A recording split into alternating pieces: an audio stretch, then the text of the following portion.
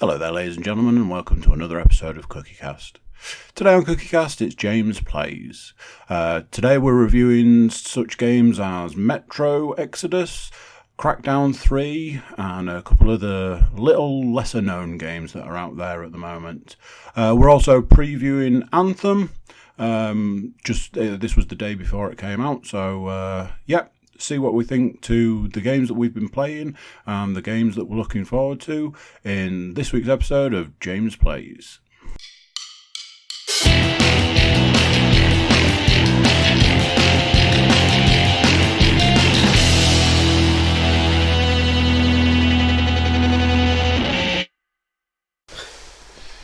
Well, I recently played Division 1 again, and remembered why I stopped playing it. Yeah, you always say that every time you pick it up. Stop picking it up, dude. It's the premise of what could be an awesome game, and was a long time ago. Oh god, I've got that thing again. It's like, ooh. It's a bit intense. A little bit intense. Right, okay. So, going to do a podcast. I'm here, you're here. I'm here. Can only mean one thing. It's game time! It's the Sewing Podcast. Yes, that's right. Crochet for the masses. Like, needlepoint, not crochet. To my peeps around the world. What up, yo? Oh, man. Peeps around the world. Proper dropped the ball on that, because I only checked the last 30 days. I should have checked, 12 months, because, all around the world, it was just like, who are these people? They And why are they just listening tuned to in, us? man. You All those peeps, so- you can see the sort of the NFL follow. For my people down in Mexico, it wasn't me. And for my people in Colombia, call me. Didn't even know those guys, listen to podcasts. I assume they had other things to do, I mean, it's one of them, innit, that things, once they go out into the world, they film. Yeah, it's cool. It's cool, man. Which, I mean, I got no objections to. I thought it was kind of cool. I did have to start thinking back to, did we ever say anything about, Those places. the Russians, We didn't. the Yugoslavian, the former Yugoslav, The Yugoslavia of state Macedonia, of Macedonia or something, yeah. Which I will say, cool flag, by the way. Very Union Very Jack-esque. Cool. It was cool. Yeah. So it's James Plays. I'm here. JK's here. We've got a right sort of week of it going into, because I want to talk about what comes out tomorrow. Yeah. Not a preview at this point, because I think we're kind of done with that. What comes out tomorrow? But I want to talk about what we've been playing up till now. Yeah, what comes out tomorrow? Literally tomorrow. Of course, it is tomorrow. Right, that explains it. Is tomorrow. So, I mean, we could do it alphabetically. Because we've got Apex Legends. You've got Apex. Crackdown, which is C. Yeah. Metro, which would be M. And I just wanted to talk about an old game. You did. And then I want to talk about what comes out tomorrow. But if you want to start like that, then you should do that, because that's A is for Anthem. A is for Anthem. But that might... I think we should maybe save it, because it's not out yet. We can't talk about it being out. Alright, so... Because what I want to talk about isn't the game as such. I want to talk about the media coverage. Fair enough. In that case then, I will start with Apex Legends. Go. Which came out... I still can't comment on this. A couple of weeks ago? It came out a couple of weeks ago? Yeah. 2 weeks ago. It was a bit of a surprise, actually. It just kind of cropped up on my Xbox, download Apex Legends now, and I was like, do I want to, don't I? It's EA, I was a little bit dubious. But it's actually not bad. I mean, at the moment, there's one map. 6 characters. I think it's 6, possibly 8. I think it's 6. 2 of which you can buy, or you can play the game and earn enough credits to unlock them, which is cool. Which is the way games should be played, people. Pretty much all the stuff you can buy is only cosmetic, and nearly all of that stuff you can unlock if you play hard enough. And again, that's exactly how games should be done. Yeah, it's 3 versus 3 in the Titanfall universe. A lot of people have been complaining that they wanted 2v2 and solo games and And Titans. but I don't know if they'll do that later.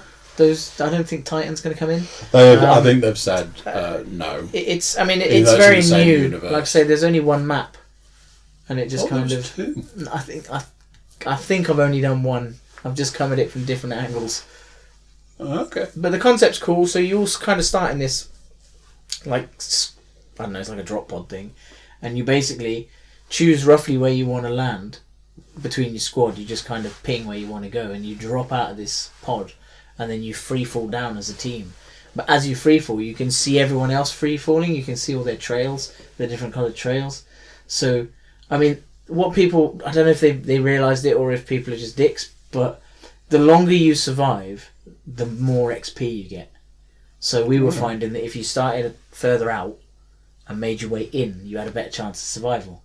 Because once you're dead, you're dead. Unless someone on your team happens to survive. There is a chance of respawning your players. It's quite hard to do.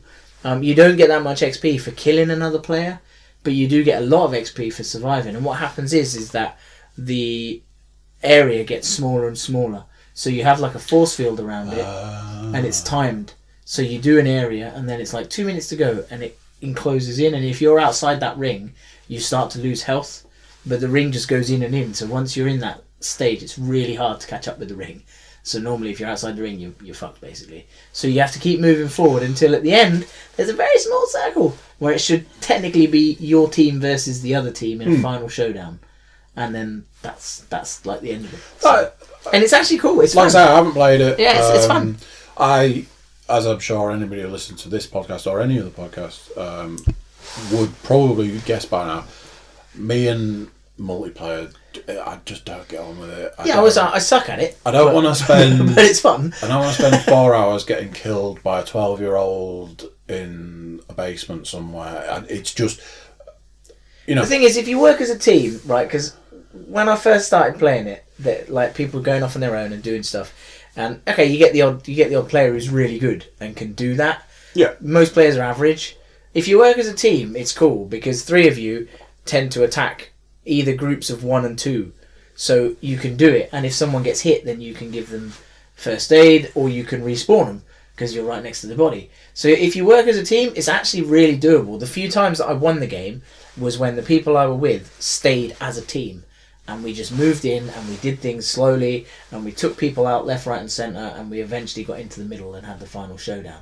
Now the final showdown will eventually come down to whoever's quickest in your team. But if you get there, you get loads of XP. So you start to level up, and you unlock some skills, and then you can unlock some other characters. I think it's got legs to go quite far. Whether it will or not is a different matter, but I think it will because it's that battle royale kind of game, and they're very popular. Everybody's chasing the next Fortnite at this point in time, which... well...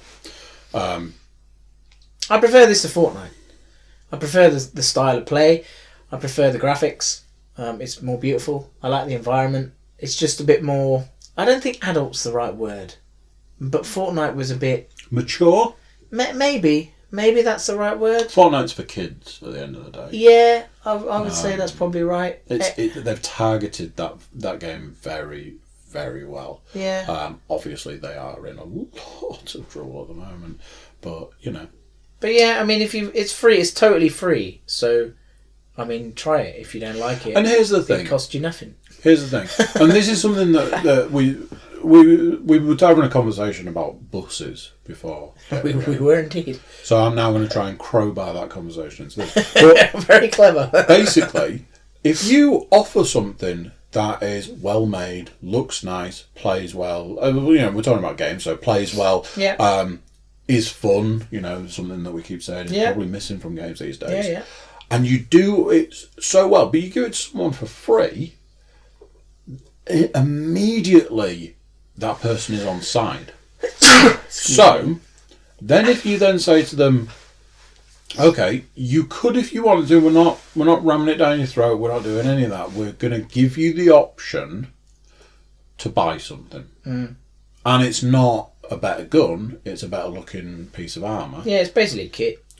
Then that person is already in the mindset of, well, you've given me a lot, maybe I am prepared to give you something. This is the thing. In my opinion, at this stage, I can't review the game and give it a rating because it's free. So automatically, it's got a great rating because it's free. Because even if you don't like it, it's cost you nothing. It's cost you nothing. It's cost the company whatever it's cost to make, but it's cost me as a consumer 0 pennies.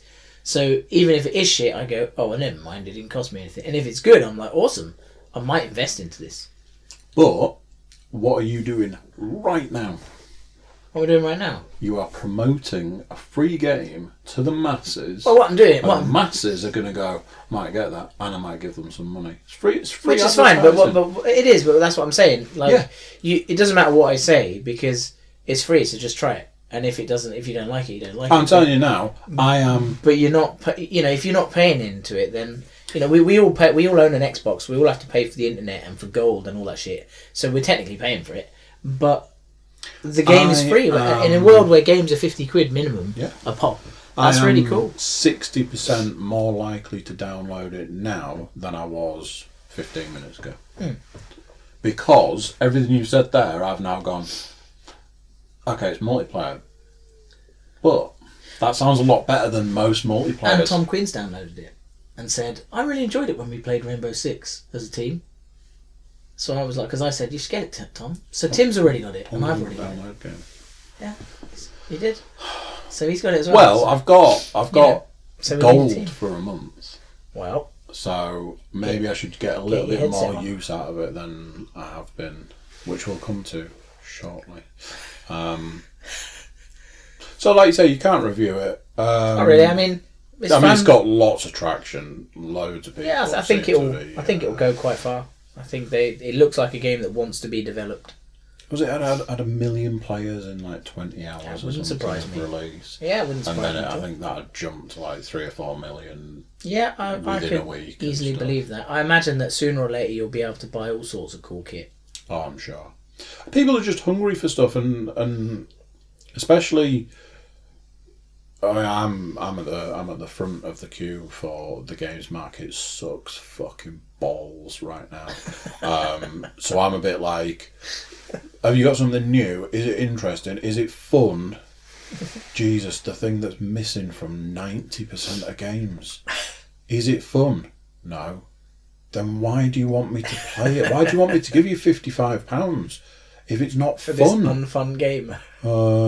Because that's the way this world works. All right, okay then. Why don't you shove it up your ass?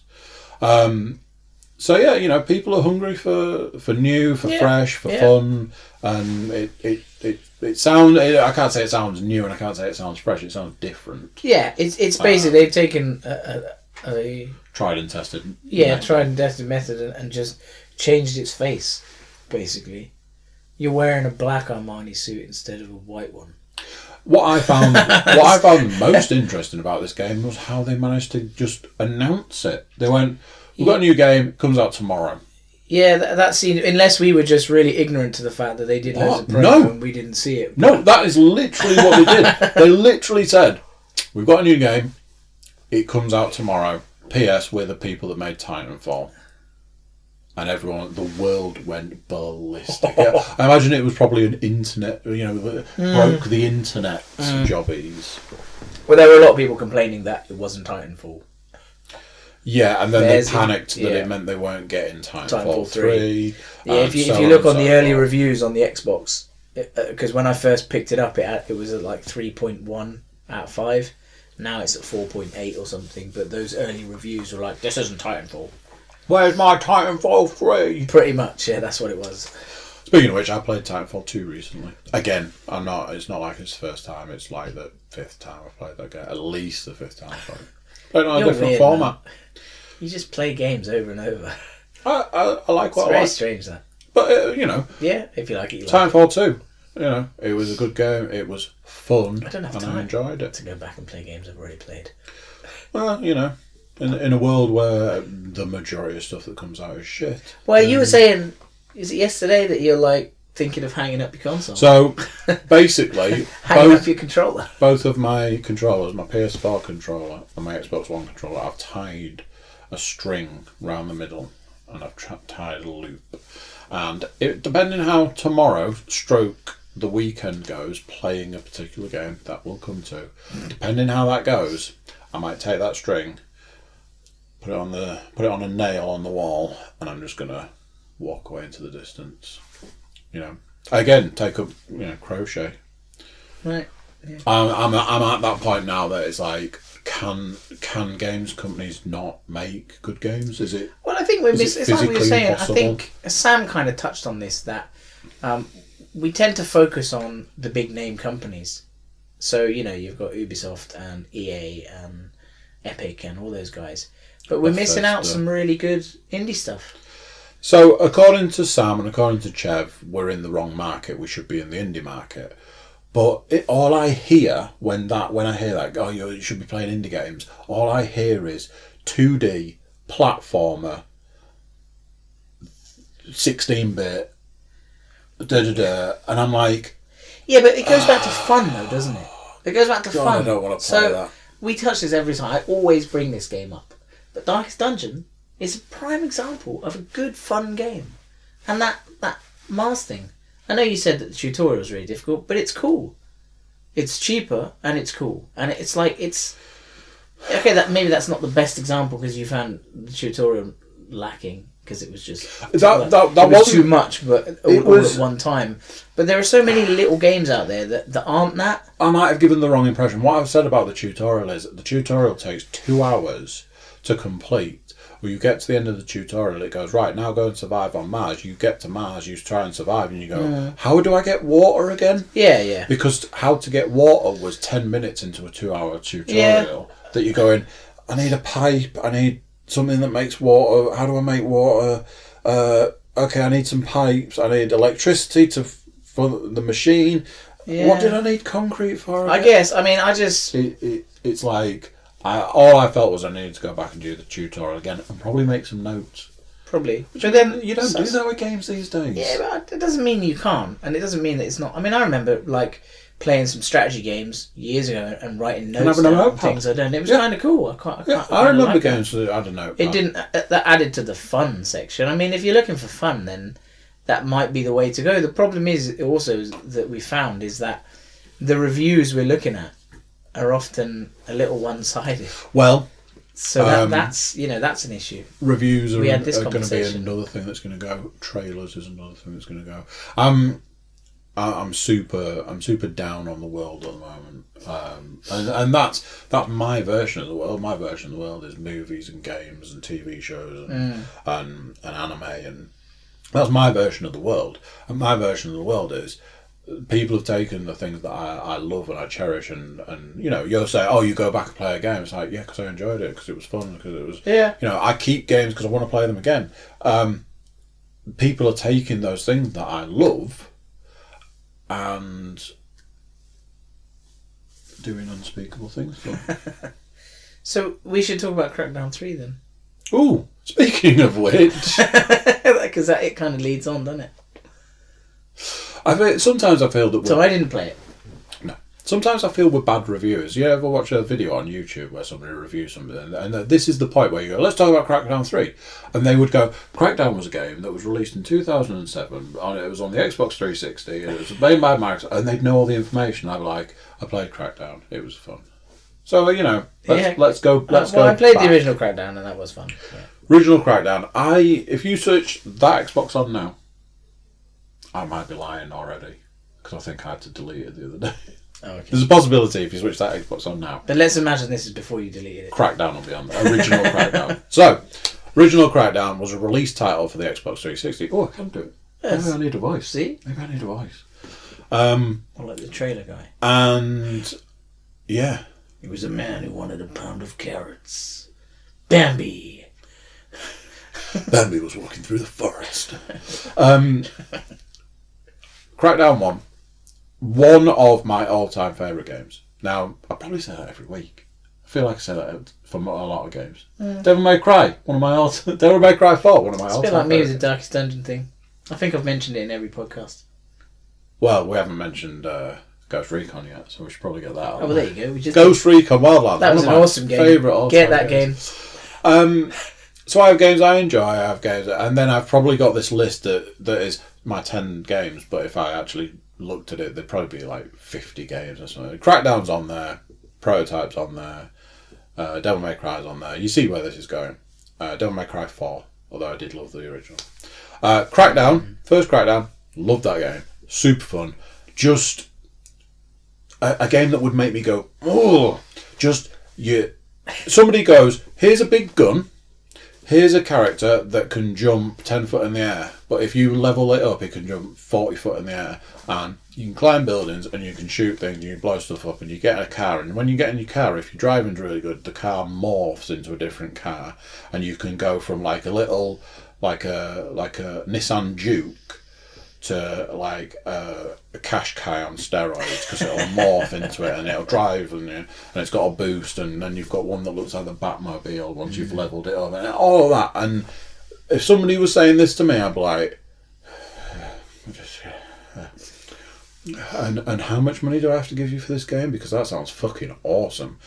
And I played it so many times, and so like trying to work out so many different ways to just level up as fast as possible to get the abilities and jump up the buildings. And as you might have gathered, I could talk about Crackdown for a long time, which incidentally was free on Gold last month. So that's Crackdown. Now, I said to someone the other day, if you told me you can go home, you're at work, you can go home for the rest of the day on one condition, you go home and play Crackdown for the rest of the day, I'm like, see ya. I will still put that game on now, I'll still play it now, and I'll still be like, oh, I've got to get the 4 stack of orbs, green orbs, and I've got to do the running race, because that's how you get more green orbs, doing the running race. All that, you ask me, I know about Crackdown. And then there was some updates, and there was like even DLC. This was way back when DLC was very new. It was fresh. Yeah. So that's Crackdown. My opinion is that Crackdown was a huge success. So we need to make another one. As is the way of the world. Something's popular. Let's beat it until it dies. Yeah. So let's make Crackdown 2.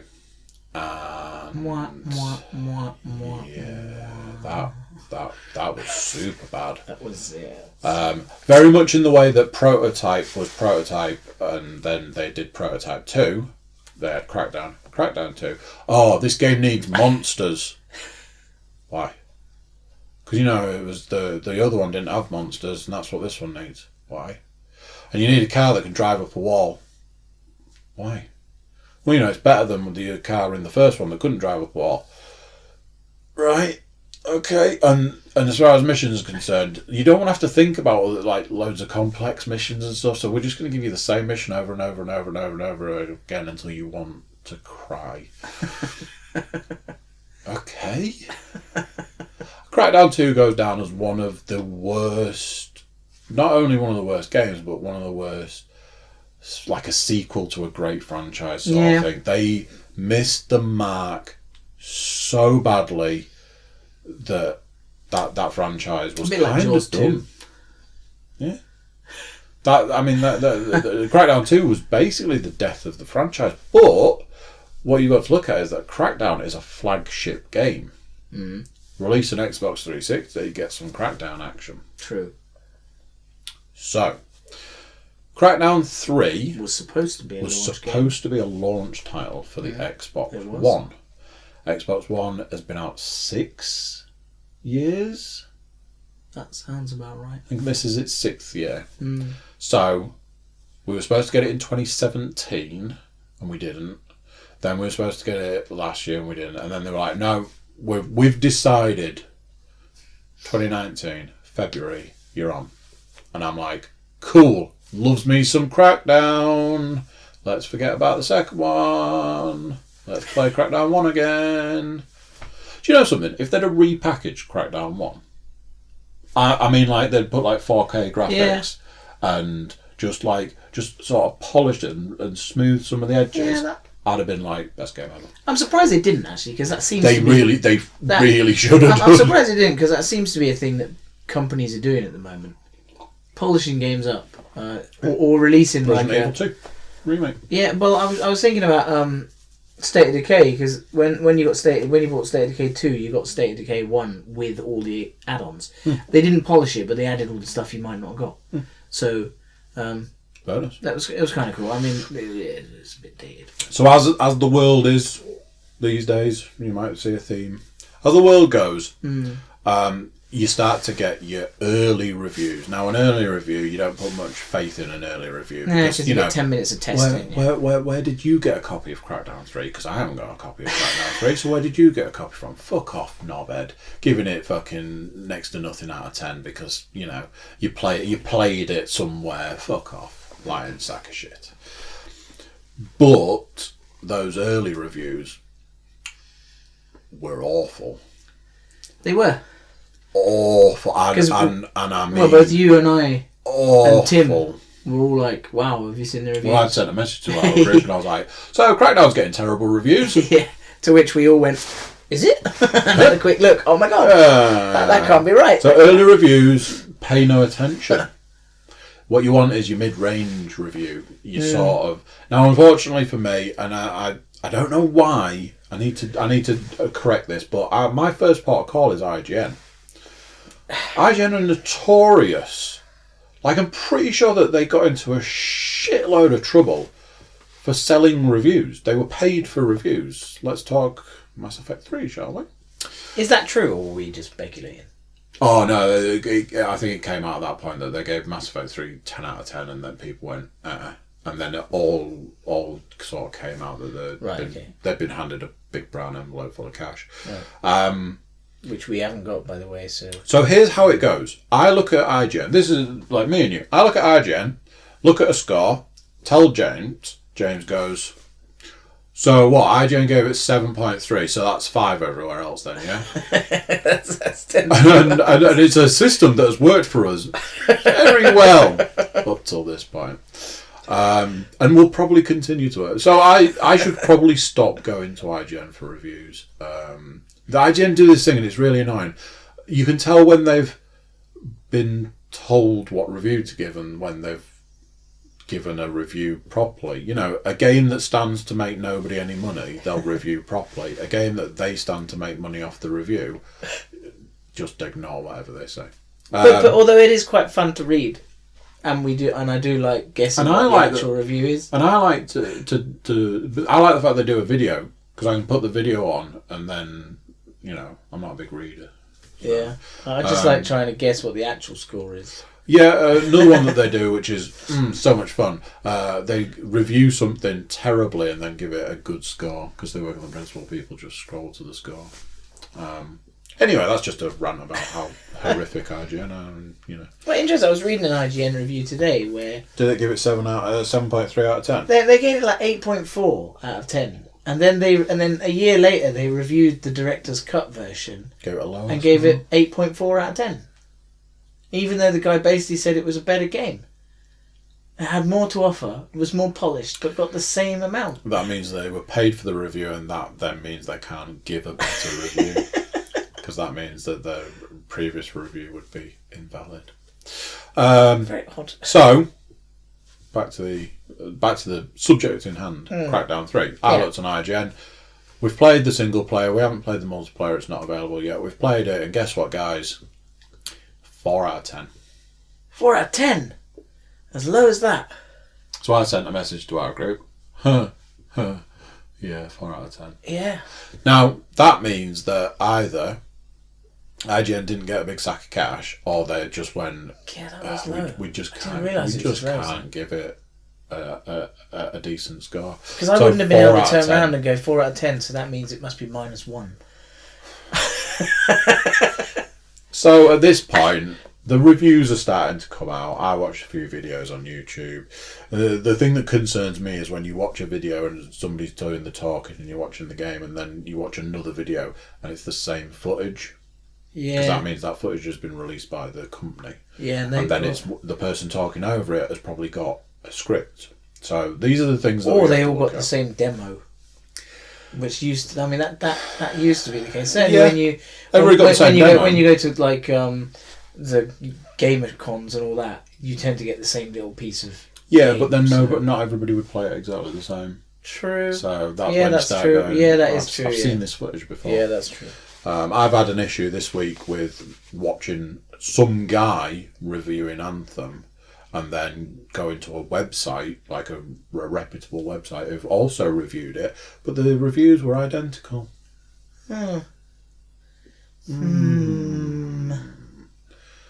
Interesting. Suspicious. So, let's talk Crackdown 3. It's had terrible reviews. Yep. No surprises. Even IGN can't polish a turd at the end of the day. Crackdown 3 is truly fucking awful. Was there not a point when I texted you earlier in the weekend and you were like, I'm not I sure? said my relationship status with Crackdown 3 was complicated. That was that. It's fucking awful. So, the way I've told people, what's Crackdown 3 like? So, let's go back to, I think it's 2007. Let's go back to 2007, 12 years ago, and take Crackdown 3 to the meeting where you're trying to sell Crackdown as your prototype for Crackdown.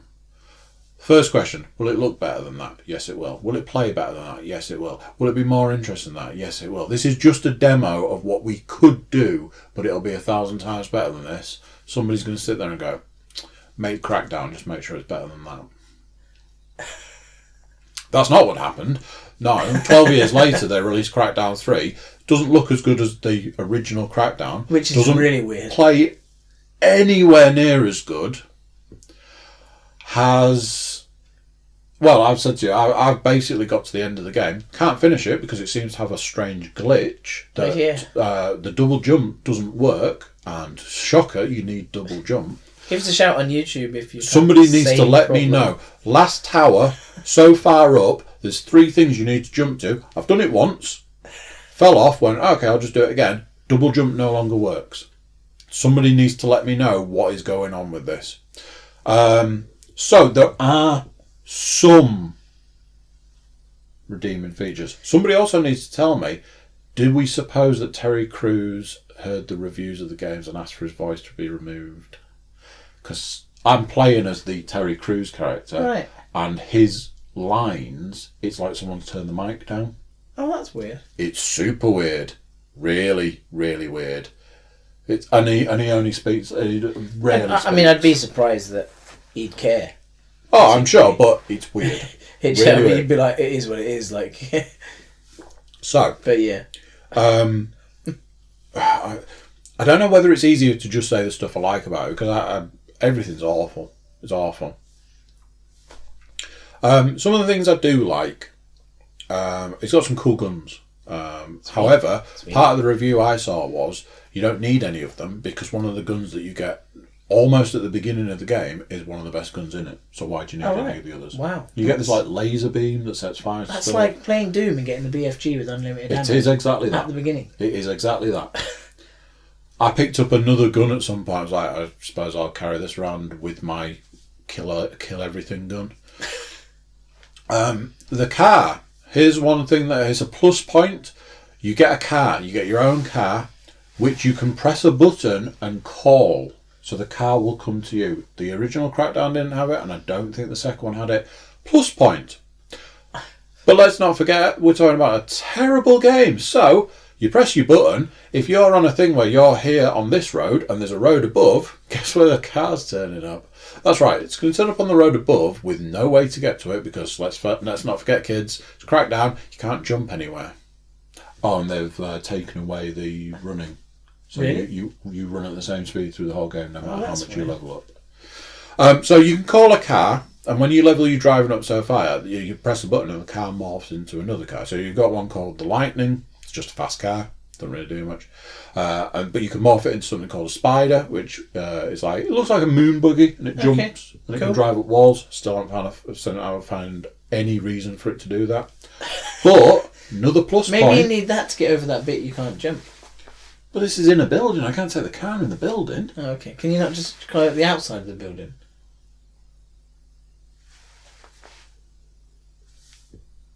No, because I think I tried that. Okay. Another plus point. An ability you get, well, to do with the car is you get an ejector seat. So you hold down Y, which funnily enough is the button you would use to get in all of the cars in all of the games. That's how I found this out. Hold down Y and he shoots out. Cool. Which is quite useful at times. So how far does he shoot? Like 20 foot in the air or something. Okay. So this is the thing. In there are these tiny little gems that you go, oh, if only the rest of the game was good. That would have more impact. So you got that. You got a cool gun. The way I reviewed it to Tim, and obviously Tim's playing it, is that this feels like what game developers did on their weekends. I'll spend 5 minutes putting together something. Well, Tim did actually say to me, it feels like it was knocked out over the weekend. Considering it's been delayed for like 900 years. How does it look worse? That's what I mean. I don't. The first. How is it even possible? It begs the question: what did it look like before it was delayed? What was it? Was it Minecraft? Years of polishing and soaking, and this is what no games company. I mean, let's face it. This game has got Microsoft on the logo. Well, like we say, it was supposed to be a launch. It's a Microsoft game. What the hell are they doing releasing this? Do they want this to be part of their legacy? Oh, we're the company that made Crackdown 3. Get the fuck out then. Turn your game making card in and sod off. The game is terrible, and what I found interesting was I know through all of our podcasts, whenever we try and review something, we always say the hardest thing to review is something that's good, because you know how you review something that's good. You go, it's good. I like this. It was fun. I honestly could do. Are you having fun with Crackdown though? Is it fun? So, and this is the thing that really annoys me about it. It is fun, isn't it? Some of it's fun. Right. So I had you like might a have handful to start of reviewing a funometer. That could be an idea. You might need I had a handful meter. of things. So there's some cool guns. The ejector seat. Yeah. The fact that you can call a car. The moon buggy. That one of the other things was it's kind of fun. Okay. But it's terrible in all other ways. So I don't know if that's enough. So, some of the things that you go, why? Why have they taken the running away? Yeah. You just run along at normal speed. Why? It seems an odd thing to take out. Maybe they want you to use the car more, and that's probably, and that's understandable. But then why does the car turn up on a different fucking planet? So that's that. The orbs. The orbs were such a huge part of that game. So here's how they announced Crackdown 3. Completely blank screen, black as night. And all you heard was that plinky sound of collecting an orb. And I was like, no fucking way. And then it was like, Crackdown 3. This was years ago as well, let's not forget. Crackdown 3, and I'm like, oh, Crackdown 3. Oh, it's on the new system. Oh, it's going to be amazing.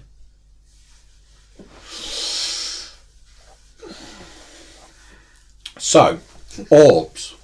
They've essentially removed, so some of the fun of that game was going up the buildings and finding the orbs and getting the green orbs. Green orbs are the money. They're the real money. You can, because in Crackdown, something that I only found out a lot later through playing it so much, was you can still increase past the maximum. Oh, okay. Right. You can just get it's just a little bit more, just a little bit. Finding green orbs in Crackdown 3, it's like they went, you don't need that, do you? Well, yeah, it's part of the game. Yeah, but you'd be bored. You wouldn't almost like as it. if You don't want to do it, though. It's almost as if it's like too much effort to hide the orbs. It's too much effort. And how hard is that? To put the orbs in the game. They don't look right. Most of them are ones, whereas you want the 3s and the 4s, most of them ones. I was like at the top of a building, it's like, whoa! Is that a green orb? Shit. I haven't seen one of those in about an hour. A huge part of that game was getting those orbs. Let's take that away. It's terrible. It is awful. It doesn't surprise me that everybody has reviewed it to be a train wreck. From what I hear, and I don't even think I can bring myself to do it, from what I hear, the multiplayer function is just as bad. Wow. I think the multiplayer got 5 out of 10. Jeez. They've reviewed the game as a whole. Because this is the other thing. It comes as 2 separate things. Single player and multiplayer. It's like 2 separate things. Okay, that's weird. As a whole, I think it's got a 4 out of 10. Is it some sort of co-op, or is it just like... It's just like multiplayer. So they've got... and I'm not even going to try and get into it because I don't understand it. Right. Cloud destruction. Like the building destruction is in the car. I don't understand it. I don't know what the deal with it is. Supposed to be some big experiment. It was supposed to be 4 versus 4, and then they made it 2 versus 2 because they couldn't do it basically. And all I've heard is the buildings look like paper.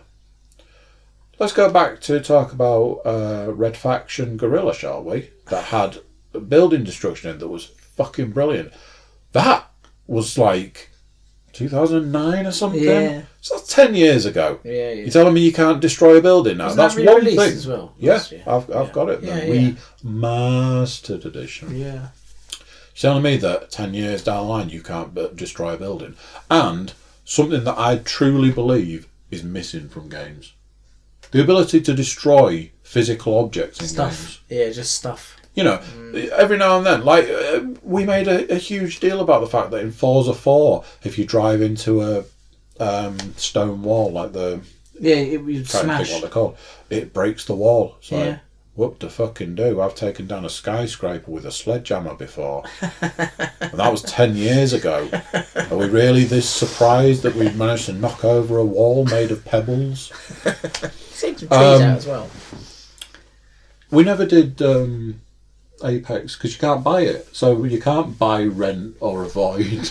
No, you can't. Because you can't buy it because it's free. Yeah. Download. So take it. So that's that. Crackdown 3, Take avoid Apex. like the fucking Okay. plague. But don't. Put it on, play it, it's fun. I should just point out that it is on Game Pass. So here we go. So At this point in if time, you wanted to test it, Crackdown 3 has cost me £4. I paid £2 to get gold for a month, and I paid £2 for Game Pass for 2 months. Now I think that runs out today. No, yeah, it does. no, it runs out on Saturday. Yeah, Saturday is the so last day. you won't get this information because I don't know when this podcast will go out. It might be Saturday, might be Tuesday for all I know. So you'll miss the offer, so there's no point in telling you about it. But even then, Game Pass will be like £8. £7, yeah, £7.99, £8, I think it is. Do not go and buy this game. At the very least, just get it on Game Pass. Play it. Go. Yeah, it's kind of fun, but it's basically shit. Is my review of this game. Avoid it, but then don't play it because it's fun. There you go. Okay. Did you want to talk about Dirt Rally? In the sense of. I don't know. Didn't you mention something today to me? So, well, I sent you a message yesterday, so Dirt's had a good review, and that's annoying me. Yeah, it was. So 26th of Feb. The 26th of Feb is out. Yeah, so that's another one. Tuesday. That's Tuesday. Yeah. Okay. Cheeky little monkeys. Yeah. So I've got this big issue with games at the moment because there's too much coming out. They need to spread it out a little. Give me a chance to, I need a palate cleanser. I've been playing Crackdown. Plus, no, we haven't all got £50 to shell out. Where do they think we're getting 4 games from? a week? Well, I don't. Yeah, so I'm annoyed because the 2.0 has got a good review. Now that sounds weird, but that means the moment it's got a good review, I'm like, well, now I need to buy it, don't I? And I can't do that, so I'm annoyed. I loves me a dirt game. Well, You're not really a driving game kind of guy. not particularly. It has to be. Yeah, You liked Forza. Yeah, I did like Forza. You know why? See, the problem with me in driving games is I don't like it to be technical. I don't want to have to change my fucking tyre pressure and choose my gearbox. Forza That's why. Versus Forza Horizon. See, this is why I like Forza Horizon, because I can just get in the car Horizon. and I can drive into walls and shit, and it doesn't affect my car. Big thumbs up. Forza. See, now the thing is, I don't want to diss these games because I know that there's is it Project Cars?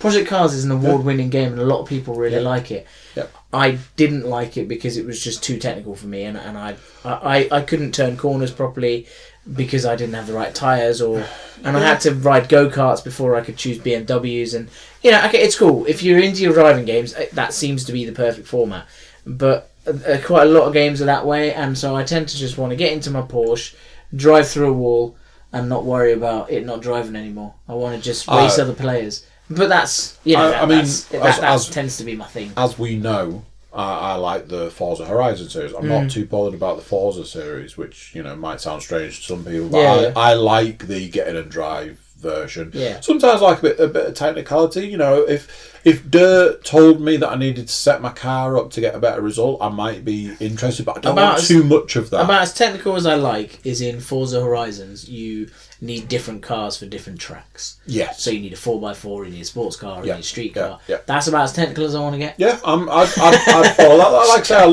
love Horizon, the Horizon series. I've actually because I've got Game Pass. I've re-downloaded 4 because I wanted to go and drive all my Hoonigan cars. Yeah. I'll go back to that. I love the fact that they put the Ken Block stuff in. Yeah.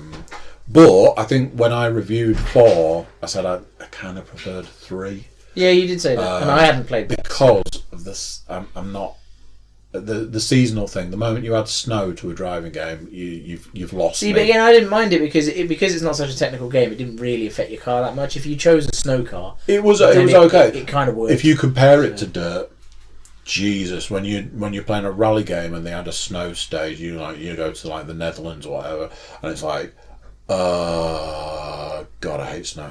See, I think my earliest memories of a good driving game was Colin McRae's Rally on the PlayStation. Yeah. That I played. I mean, when I had the demo of that, it was like 2 levels, and we played the shit out of the demo. And then when the game came out, we were like, we have to get this.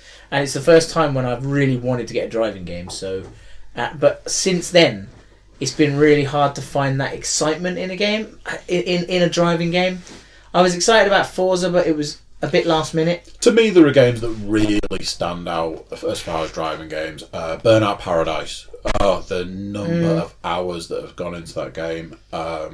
See, because I've got Burnout. Need for Speed. Yeah, I've got Need for Speed. But it's... What am I doing? Payback I'm playing at the moment. The one I was going to mention was, I think it's the one before. Right. Again, I don't mind Payback because same sort of thing. You just drive around, you avoid cops. There's some cool crash scenes when you blow cop cars up. Again, Payback lost me because I got to a race that I couldn't get past. I couldn't beat the race, and then that was it. That game was done. If you can't do that race, you are shit out. So I had to sort of walk away from that game. So yeah, the fact that Dirt 2.0 has had a good review, I'm like, couldn't it have had like a 6 out of 10? And then I wouldn't. What's have it been given then? Is it got like 8.5? Oh yeah, 8.5. Yeah, that's real. And you know, big leagues. At the end of the day, when games developers, games companies, games producers, whoever it is who makes games, I always say it and Sam always corrects me. Well, it's not actually them. It's whoever makes games needs to understand that when, in a lot of instances where the same but different, the next iteration of a game is just the game that came before it, just slightly better. Sometimes that is a good thing. Yeah.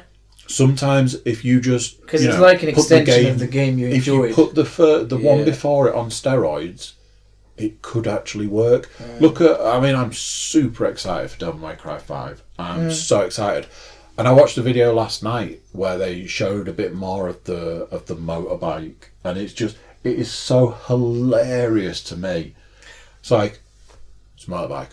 It's been possessed by demons, and it's a weapon. It's like, sell it to me now. I will buy it till the end of days.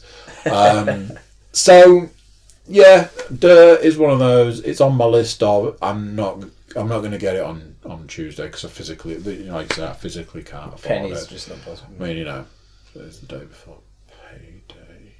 That's another reason why I'm not doing it. I'm going to wait. So that takes us to M because there aren't any other letters in between. Does take us to M. Metro Exodus. Metro Exodus, which comes with Metro Redux as free. You get that with it, which is 2033 in it. Yeah. Does it? Yeah, you get Metro Redux with it. Which, incidentally, anyway, Redux and the one before it are on. Well, Redux is the 2. There's two on Game Pass. So the original 2 is Metro 2033 and is that Metro the red Last Light. Is Metro 2033 the red one? Potentially. Right, I think it's the red one you get with it. They make Metro Redux. Right, the red one is free with Exodus. Oh, okay. But both the red one and the orange one are on Game Pass at the moment. Anyway. I might be wrong. Is it Last Light? That rings a bell though. Metro Last Light. Anyway, moving on. so Metro Exodus. I got it on release day. I got it a little after release day. Yeah. Because of my display. I would say I'm about 60 to 70% into it. I like it. Have you played the others? Briefly, I played the very first one that came out on the Xbox 360. Sometimes I talk to you about games and I'll be like, oh, we're playing like the 19th version of this game, and you're like, yeah, this is the first one I've played. And I'm like, yeah, because I had a massive stint where you had time when you didn't have I didn't have a console. Yeah, so you can't. So I think Metro actually was probably one of the last games I got on my Xbox 360. It came out around the same time as Rage, so I'm pretty sure it was 360, and I really enjoyed it. It was like claustrophobic and dark, and it was quite a cool apocalyptic story. So would you rate the Metro games as horror? I would have. Now, no. The first one, yes. So because it was kind of like FPS survival horror, whereas now it's more FPS. So I was talking to a mate of mine today, and he was like, I don't play scary games. I was like, fuck you on about? It's not scary. The thing about... it's a horror game, survival horror. I was like, fucking isn't. He's like, oh, yeah, it definitely is. And then he sent me like the blurb that Metro is a survival horror stealth shooter. Yeah, and he hates both of those things. And I mean, like, it's not. It depends what you classify as horror. It's the apocalypse, and it's pretty hideous. Do you know something? There are some scenes in it which are quite severe. Because to me, does that make it horror? This is a spoiler. Yeah, they're to be honest, for us to talk about it, there's going to have to be a few spoilers. Because I don't want to. Well, we'll just say in the bunker. The bunker is quite... So that... is quite horrific in... The bunker was worse for me exploring than any of the monsters. Right, yeah.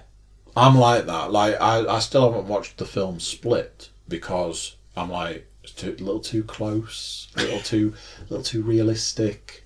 Anything that could be real. like The Hills Have Eyes? Yeah. Anything that could be real. That, you're supposed to... Yeah. It's supposed to be like a horror movie, or to me, horror is I think that's why Metro Exodus has got the horror state, because there are like zombie type characters in it, and there are those areas like the bunker which are quite severe, especially when you explore and you start opening doors and fridges and things.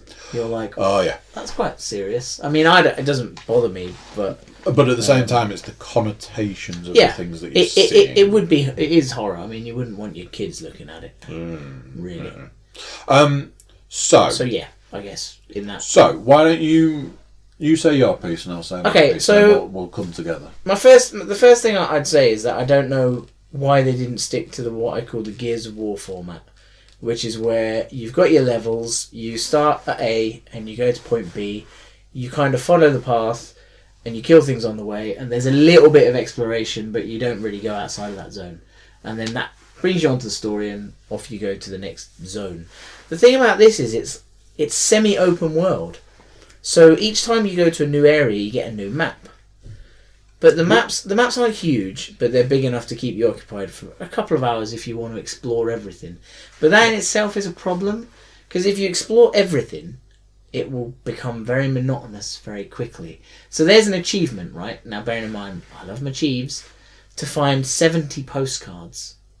Now I've explored a lot of the game. I found one postcard. And I haven't found any. Right, I found one purely by chance. Now it's possible early in the game I might have missed him because I didn't realise. But I found one, and I've kind of since then been looking for them, and I still haven't found any. And I've been through 2 zones since then. The thing is, I don't want to check every single abandoned house and ruined boat or whatever where there's nothing. So because it's just not interesting. And you pick up binoculars later in the game, and with the binoculars you can mark points on the map and you can go and investigate them. Now there's a couple of things I like here. One of the things I like is that going to investigate them doesn't always reward you. So you go in, you lose a load of bullets, you kill a load of monsters, and when you get to the thing that you want to find, it's like 2 shotgun shells. And you're like, fucking hell, I've already got 1,000,000 shotgun shells, I don't care. Yeah. And I can make And my I don't own have a anyway. shotgun. Yeah. That's the one that or keeps I getting can me. make my own. So I quite like that because that is quite apocalyptic. You go there and it's a decision. You're like, do I do it or do I skip it? But that in its own self has got a problem in that there's no leveling system. So why would you want to go and look for it? Because to be honest, if you just follow the story, you'll get all the weapons you need anyway. I found night vision goggles really early on, which I still haven't got that. right. So I found them really early on and was like, I can add awesome. a night vision scope to all of my guns, Yeah. but I only got that yesterday. Okay, well, yeah, a lot of, you get that anyway. That we'll find. But I've now found 2 sets of night vision goggles. Now the second set basically gets handed to you on a plate. It would be very hard to miss it. All right, okay. So you will get them. But You're further on than me. Yeah, but you can find them really early on. You can find them in the desert. Did I read something? in Or did I fact, watch something that No, said? you can find them on the first level. I got them on the first level. You know when you fight the big fish thing? I already had night vision goggles at that stage.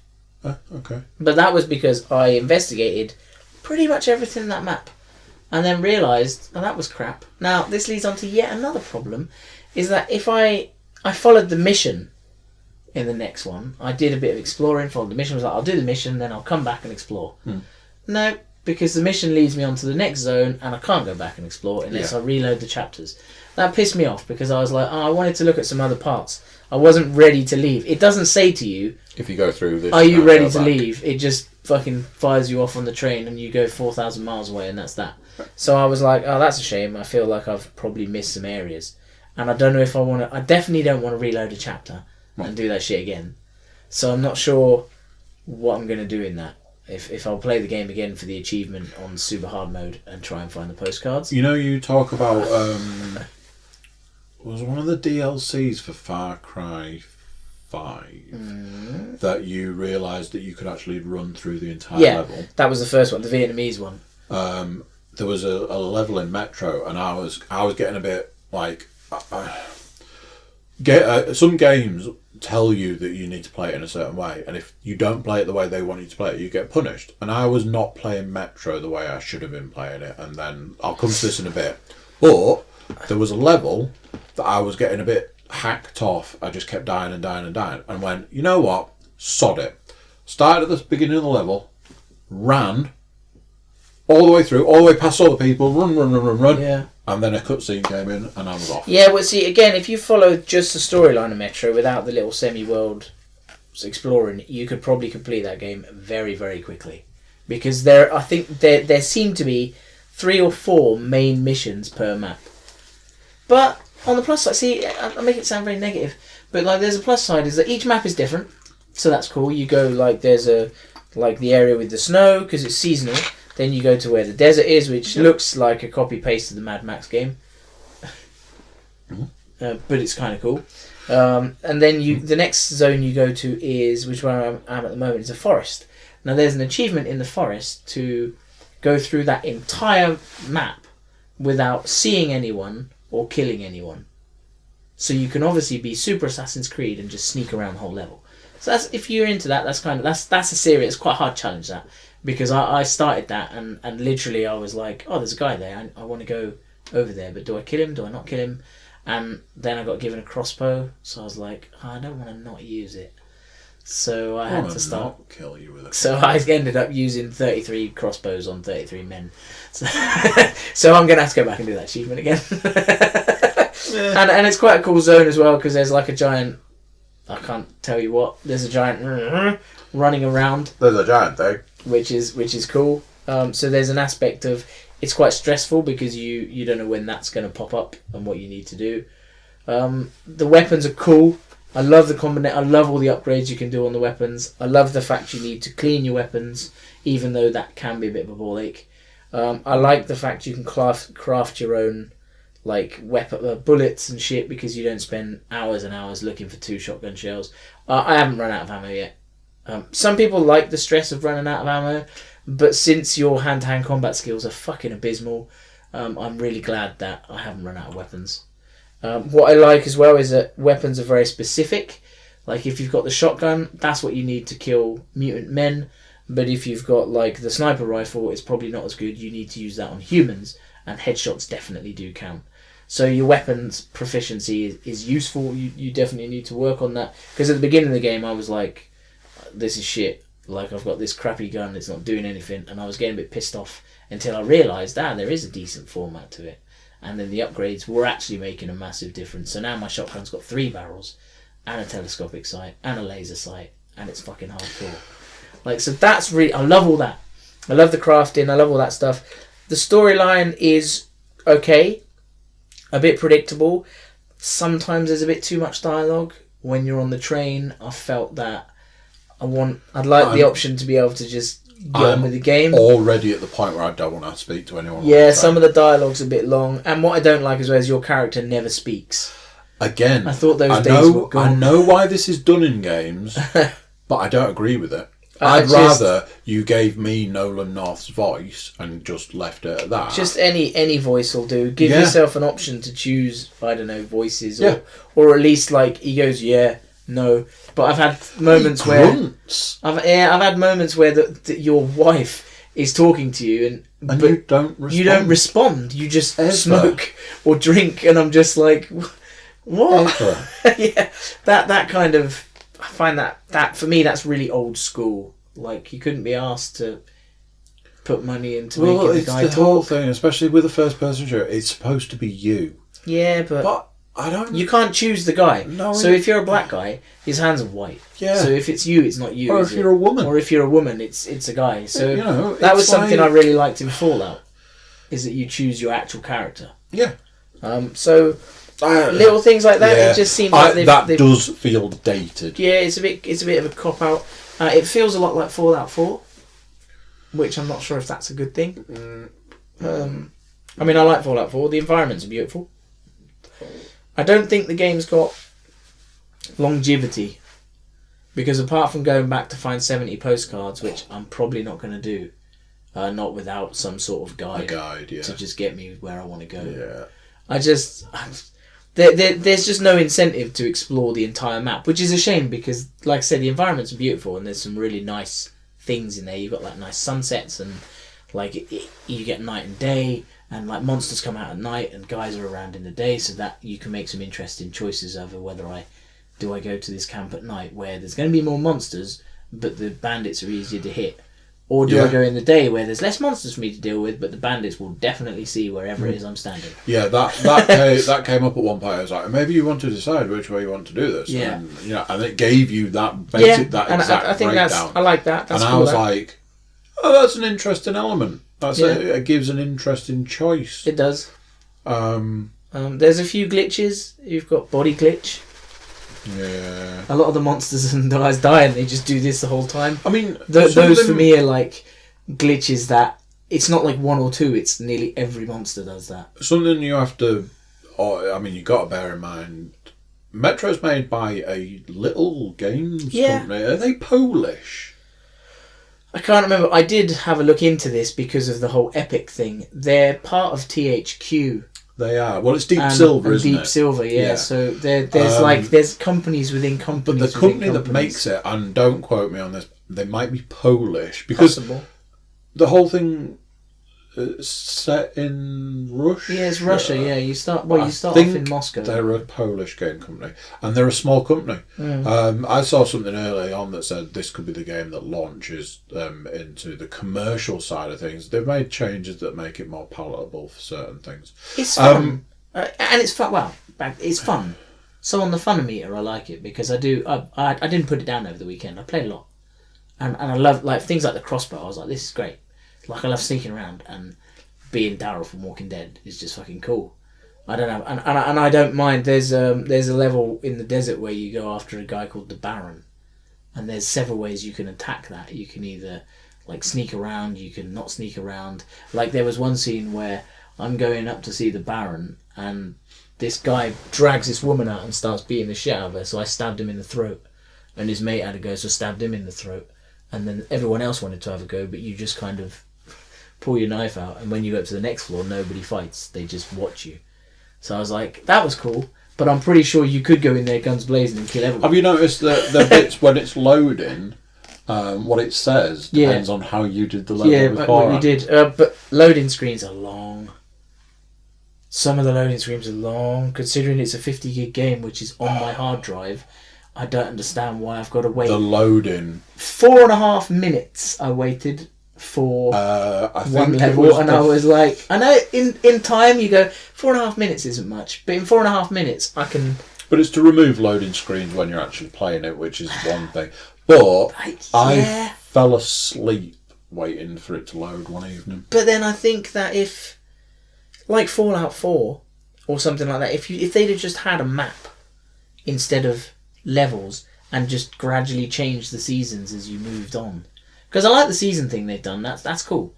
And but the way they've got around changing the season is you go to a new map and it's a new season, rather than you play the game and the season could have just changed as you completed a mission part.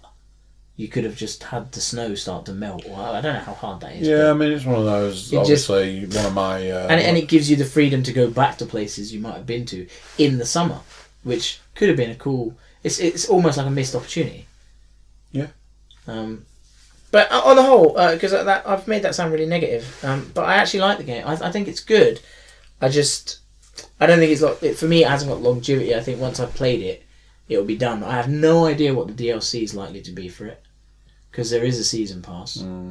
So I don't know what that'll be. But ideally, I would think it'll be another map. But I can't see that because that seems like a very big thing to do for a DLC. I think out of 5 are we doing? I'm probably going to give it 3.5 to 4. The only reason I give it a 3, I'd give it a 3, is because of the things like the loading screens. There are detractors. The loading screens are a bit of a downer. The maps not being able to really explore properly when you do the missions. You either got to choose the missions or the exploring, and some of the exploring is fucking monotonous. Like you go to an area, you walk all the way over there, and oh look, it's just holes with those rat things in it, and there's nothing there. Like there's not even a nothing to get. Like it's not like you get there and you go, oh, I could have looted that. There's nothing. So why is it there? It doesn't bring anything other than to make me go there. Yeah. And waste a bit of my time, which maybe they're exploring the whole open world thing, but so you go back to the other two. The other two was set. Some of it's above ground, but mostly, as I said to you today, below ground, the game is called Metro. Yeah. Like an underground, like the London Underground, like things like that, and that was the principle for these games. So the fact that, I mean, there's as far as being out of the metro tunnels, you are out. You're out, straight you're away. on a train, you're doing but you're out in the open. So straight off the bat, you're like, well, can you still call it Metro if you're not in I mean, it's a continuation of the Metro story. It's a continuation. So, these games are based on a book, and so I'd said earlier, it was very mixed for me, and I watched a video review, and the person was like, I've been playing this for this long, like 10 hours or 15 hours, whatever, and I've realised that it's okay to say I don't like this game, and it was like a huge weight had been lifted off me. I'm like, oh, thank God, somebody else has said, because I was terrified that we were going to sit down here today and you were going to be like, Metro's best game I've ever played, it's awesome, and all this, and I was going to have to go,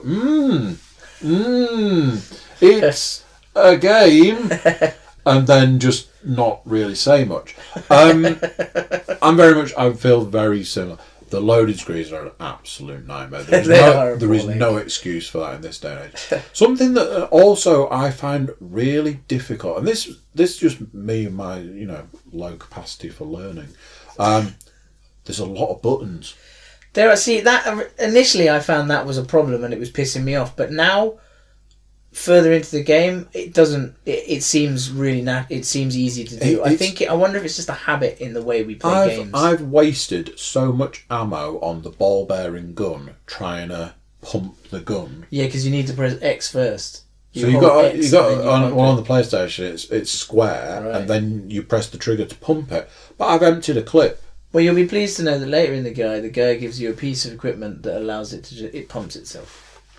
I'm sure. Unfortunately, I have major issue because you can only carry 3 guns, which I don't remember being a thing as much. I might be getting this wrong. As much in the other Metro. It's a shame sure that because all the guns.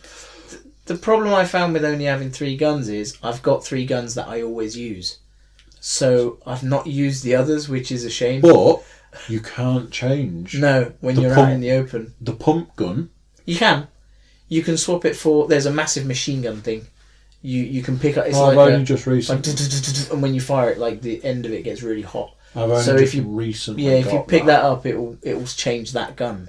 But when you go back to base, the guy always gives you that Tekka again. I think it's called the Tekka. So not giving me the option to change out a gun that I generally don't really use. I only use it when I'm like, oh, I've got less ammo on this or less ammo on that. Something about this version of Metro doesn't feel quite right, and I can't put my finger on it, but it makes me feel uneasy.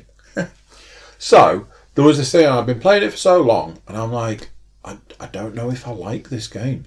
Then I got to a point where I was really struggling in areas because basically I wasn't playing it properly. You know, at the end of the day, the game wants you to play stealth. Yeah, so you've got to kind of sneak running around and shooting everybody. You're running out of ammo, and everybody's aware that you're there. So then I started playing it the way the game wanted to. I managed to get through this entire area. I'd like thrown a knife at one guy and took him out, and there was a guy, and I was like, "Can he see me? Can he not?" Yeah, because pretty much all your weapons have got silencers. So you can have a silencer. I've got a silencer on my pistol and stuff. Yeah. And I was like, "Can this guy see me? Can he not?" No. I threw a knife at him and took him out, and I took all of his stuff, and I got to the end of that level, and I was like, okay, I'm getting it now. I'm starting to get into it. I'm starting to get the idea, a bit more stealth, a little less run and gun. Okay. Like I said to you, one level I just ran from the start to the end. Done. Didn't kill anybody, but didn't die. Didn't do what I was supposed to do.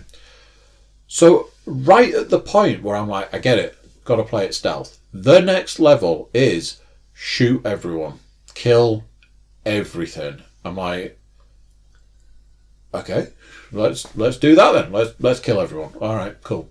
And I was fine with that. And then I've played I'm up to the desert, right? So you know where that is. Yeah. And we're doing open world now. Okay, cool. But I kind of liked the being in the tunnels and the I kind of liked it being linear. Yeah, well, that's what I mean. I see why they've probably gone down the open world thing, because that seems to be what games do. I just feel, like I say, it could have stuck to Gears of War. The other thing that pisses me off, your fucking dude can't swim. And yet I had a cutscene where I'd fallen in the water because I'd been hit by something, and he fucking swam to the shore. The boat gets attacked by a thing. Yeah, and you just kind of float around, yeah. It really annoys me that you can't swim. Yeah, I don't know why they've done that. Especially because it since doesn't make a lot of difference. I mean, I get that if you're in a Metro, he probably never learned to swim, but he is supposed to be some elite dude. And he's a Spartan, isn't he? I mean, I just... Okay, yes, from Apocalypse, right, he probably can't swim, but why have me a cutscene when he clearly does an overarm swim to the shore? I'm just like, there have been several areas where there's a piece of river this wide, and he just can't cross it. Yeah. And there's been another time where I was supposed to go somewhere, and I can't tell how deep the water is. There's no way of telling that. You can't drop a brick in or something. Yeah. So I jumped in to see what would happen. Obviously, he just drowns. Right. And I'm like, shit like that annoys me. Yeah. We got rid of that in fucking GTA 3. People if you were the character, you'd know if you can swim. I don't care if you get the guy who has to learn to do it. Okay, fine. But give me the option. Don't just say, oh, actually, we'll drop you in the water and you can't fucking swim. That's annoying. Yeah. That is really annoying. I found that I was enjoying the game more when I played it last night to anything up till this point. And like I say, I've probably been playing it... Well, I have been playing it wrong, but I was just playing it to play. I'm going to go back to it. I'm going to keep playing it. If I had to review it now... I said to you that I probably wasn't going to review it. I was just going to talk about it. If I had to review it now, it'd be like a 3 out of 5. We're doing buy, rent or avoid? Buy, rent or avoid, I would say... I think it depends on your gaming style. I'd say buy it. Yeah, I'd say even though I gave it not a very high score, I'd say buy it because it's a fun game to play, and I feel you will get your money's worth out of it if you play it properly. I mean, I saw There are some challenges a in there review which- that said it was like a 15 to 20 hour game, and I'm like, well, Yeah. that's fine these days. Yeah, it like I say, doesn't- we don't need 100-hour games every time. And if you're a Chief Hunter, there are some cool challenges in there, like that. Get through that entire level without killing or being seen. That's going to be fucking hard, which I think is kind of cool. Sounds interesting. Yeah, I think that's fun. So that's Metro Exodus. Is that Yeah. Exodus? I can't be doing with these extra names. That's on because they games. go Just call it outside. fucking Metro. Exodus. That's A mass fine. exodus. Mass Everyone exodus. goes out. So that's kind of the games up till this point. Yeah. The last thing I wanted to talk about, I don't know. Oh, you've got another one. Oh yeah, Do you want to do that Yeah, one? okay, so quickly. So last night I got Game Pass again, and I was looking through some games on there to see what was on there. And I noticed Wasteland 2 is on there, which is interestingly done by Deep Silver, the people who have done Metro. It's also from the developer who did Fallout, the original Fallout game. And it's an old game, 2014, 15, something like that. And basically, in Wasteland, you create your team of 4, and you're called Desert Rangers, and it's post-apocalypse, as everything is. And you basically have to figure out who killed this ranger, and you follow the maps, and you do what you need to do. But the customization is endless. There's so much customization you can do. Like, my team is you, me, my brother, my girlfriend. Like, they're my team at the moment. So that's kind of cool. They've got awesome outfits. I think your dude is like this Navajo Indian guy with the mohawk, and my brother's like this dude with a top hat, and it's cool. And you can choose their quirks as well, so you can have psychopath, manic, depressive, lucky, unlucky. This affects certain things in the game. Decisions you make in the game really affect how the game plays. I think the idea is that your characters are going to die, so you recruit other desert characters. Okay. That seems to be the way it was what it was telling me. Luckily, nobody's died yet. It's just if you've got Game Pass and you want a strategy game, because it's strategy and turn based, so that makes it really cool. I was saying to somebody the other day, as far as like Game Pass, Sony are missing a massive trick here. Yeah, this is an old game, so it's kind Microsoft have of been and gone, but it's just a cool when you've got things like Game Pass. It's a game that I've looked at several times and thought it's the kind of game I'd probably like, because I love things where you can customize everything and I can call it James. I'm like, yeah man, I can be myself and shoot shit, and it's me. So I really love all the customization, but it's a game that I probably wouldn't have bought, mainly because it's old. I tend not to go backwards. But I kept looking at it thinking, yeah, it's cool, it looks cool. If I can give you £1 and you can give me the game. Exactly. For £1, I will definitely play it. Yeah. And that's what I've done. I downloaded it last night and was just like, this is great. I'm really enjoying this. And if it does piss me off, it cost me £1. So I'm not going to be that worried if I don't go back to it. And there's stuff that I've played on Game Pass that, at the point where I go, I don't want Game Pass anymore. So that game's really cool. I'll go out and buy that game. Yeah. So Game Pass is a little bit of a taster. That's true, actually, because I was thinking that about State of Decay. State of Decay. Yeah, I bought State of Decay because I didn't want Game Pass anymore. Yeah. I mean, it was like 25 quid or something. State of Decay is a great game. Yeah. I keep going back to that. I really enjoy playing that. So, I don't know why. The only thing is that tomorrow, today, this is the day before. Oh yeah, so this is your here you go then, Anthem. This long-awaited game. You've been on about this for fucking ages. So I remember when you first told me to look at the trailer was well over a year ago. Oh, at least. I feel that this is so I usually get a game that I get a bit of a boner for, and I just follow that game from start to finish, and then it comes out and then I play it. So the way things are at the moment, I feel like I could do an entire podcast on conspiracy theories. I've got a lot of conspiracy theories. Maybe you should just sit here and do it on your own. I've got with lower lights. Yeah, with no lights, just a torch. Just a torch. You should I've do got it. a lot of conspiracy. I'm sure you'll get loads of likes. But as far as I'm concerned, my conspiracy theories have got a lot of fucking traction. You want to talk about something? Let's talk. You want to talk about why Venom the movie got such poor reviews? I'll give you a reason.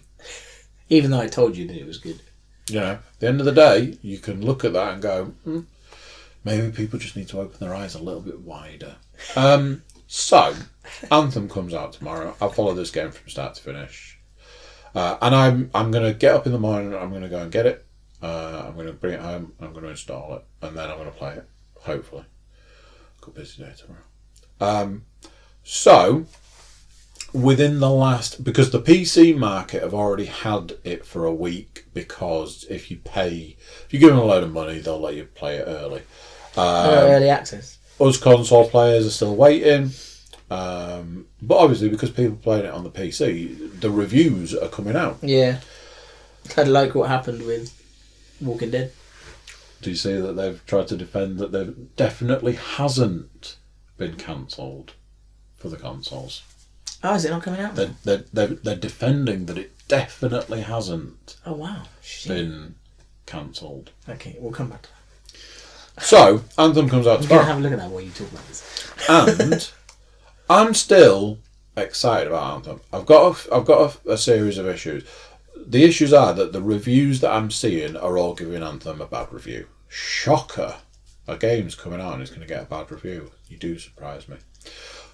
Something that I've noticed, though, is that almost every single review, whether it's a website that reviews games or whether it's Joe Blogs who's been playing it for 10 hours, supposedly just normal guy who's been playing it for 10 hours does a YouTube video, all the reviews are basically identical.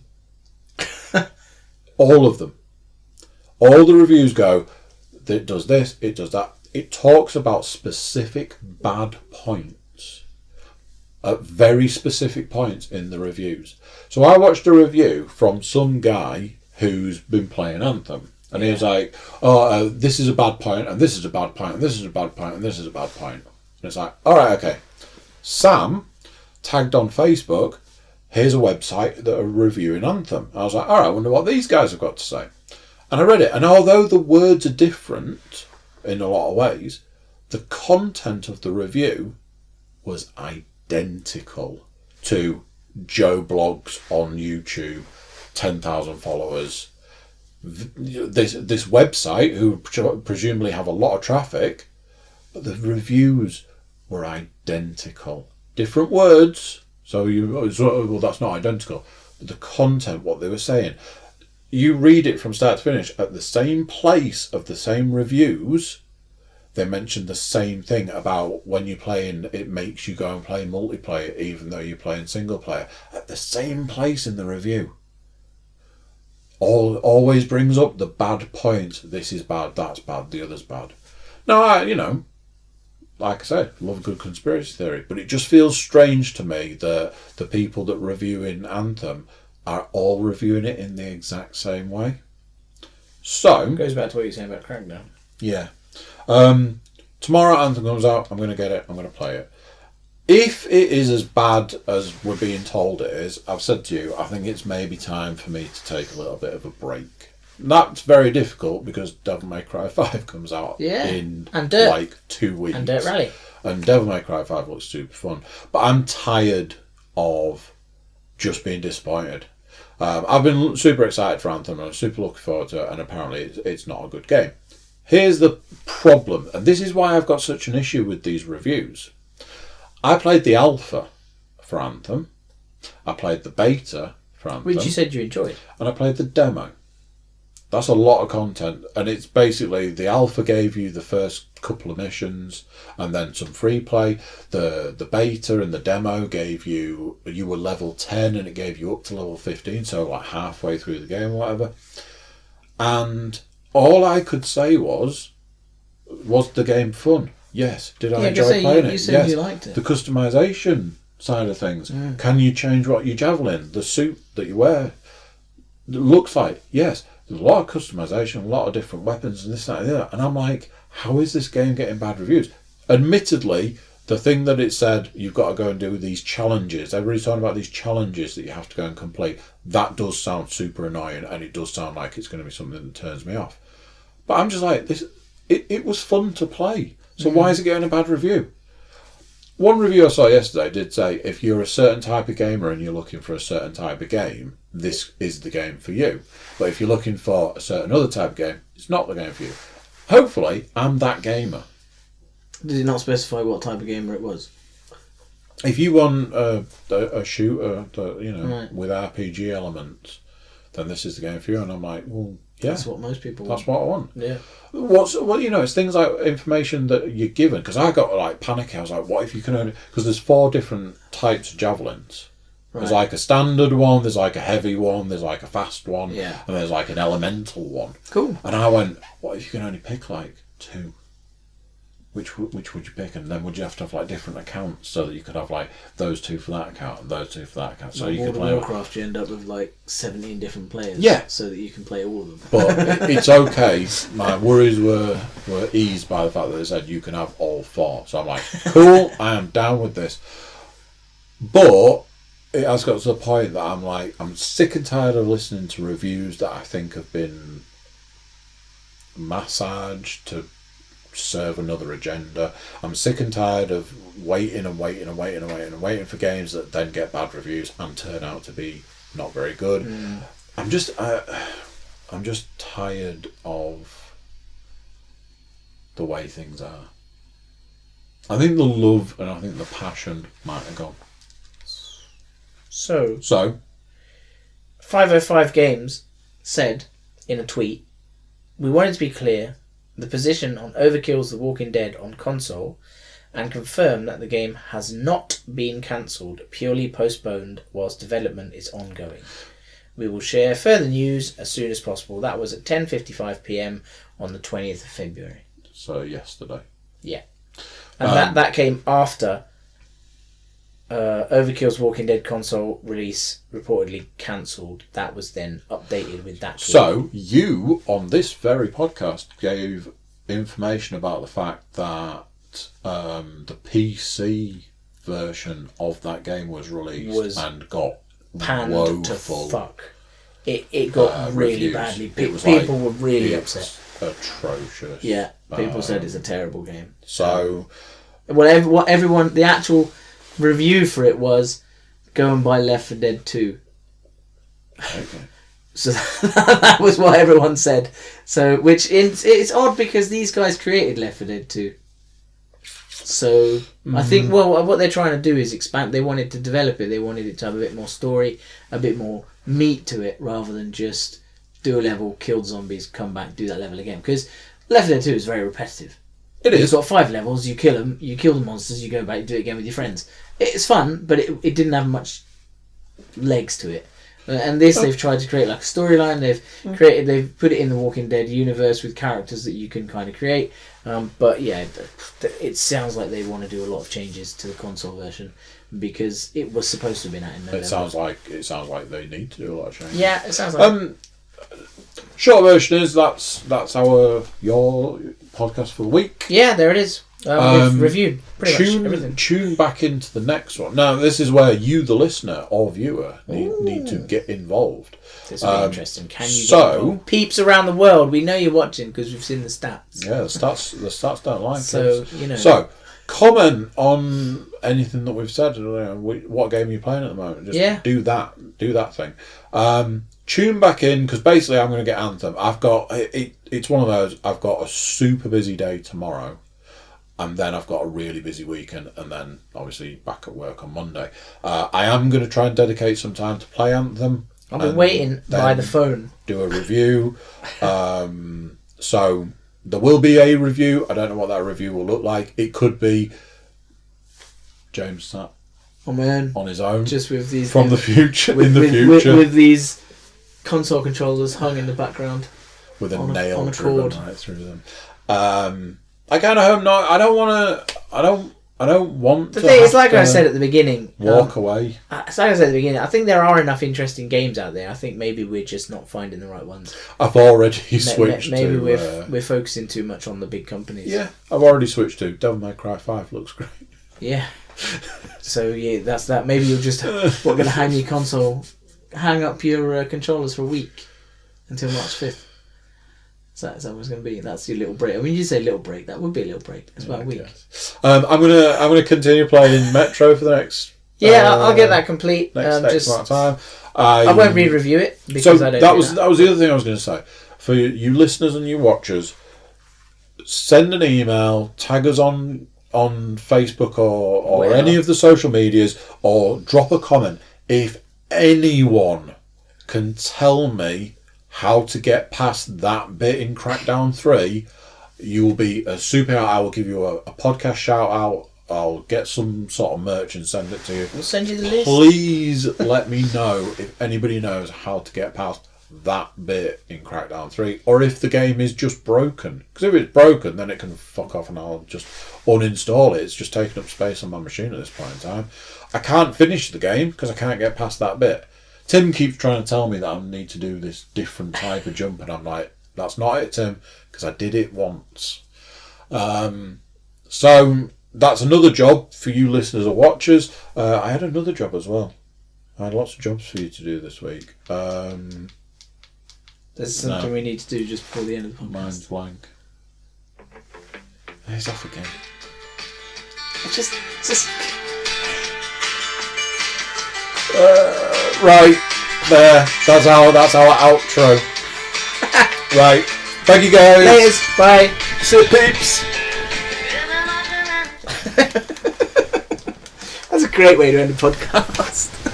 I'm gonna have to find a new tune each week. You'd have to get the license for it. So there you go. What do you think to that? Another episode of James Plays in the bag. A few games out there, a few reviews, a few mixed reviews. So obviously we've got stuff coming up. This next episode will be Anthem and maybe a couple of other bits we might pick up along the way. So yeah, see what we think to Anthem. See whether the mixed reviews that it's been getting are what we agree with. If you're a YouTube watcher, or if you're checking us out on YouTube, subscribe, click for notifications, and leave us comments in the comments box. How about that? Everybody jump over to the cookiecast.com, check out our website, send us a little email. That can be done from the website, and check out our social media feeds. So yeah, that's another James Plays in the bag. Check us out what will be probably next week when we review a few more games and preview a few more as well. So yeah, until then, I'm going to say goodbye, and I'll see you then. Bye.